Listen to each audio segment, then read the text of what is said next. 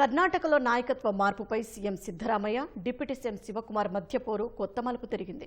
ఇరువురు నేతలు సామాజిక మాధ్యమం వేదికగా మాటల యుద్ధానికి దిగారు. ఒకరు ఇచ్చిన మాటను నిలబెట్టుకోవాలని అంటే ప్రజల ప్రపంచాన్ని ఉత్తమంగా మార్చుకుంటే ఆ మాటకు శక్తి ఉండదని మరొకరు కౌంటర్ ఇచ్చారు. కర్ణాటక కాంగ్రెస్ రాజకీయాలు రోజురోజుకు ఉత్కంఠ రేపుతున్నాయి. నాయకత్వ మార్పు అంశంపై సీఎం సిద్ధరామయ్య, ఉప ముఖ్యమంత్రి డీకే శివకుమార్ మధ్య పోరు కొత్త మలుపు తిరిగింది.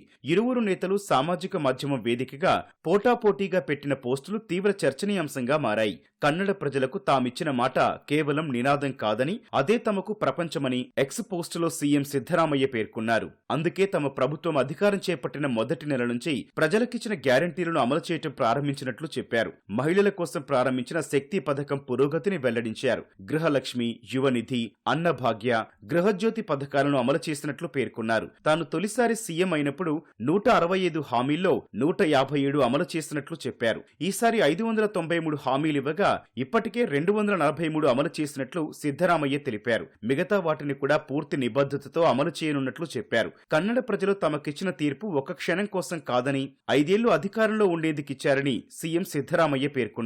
ప్రజల ప్రపంచాన్ని ఉత్తమంగా మార్చుకుంటే ఆ మాటకు శక్తి ఉండదన్నారు. సీఎం సిద్ధరామయ్య పెట్టిన ఈ పోస్టు అంతకుముందు ఉప ముఖ్యమంత్రి డీకే శివకుమార్ పెట్టిన పోస్టుకు కౌంటర్గా ఉంది.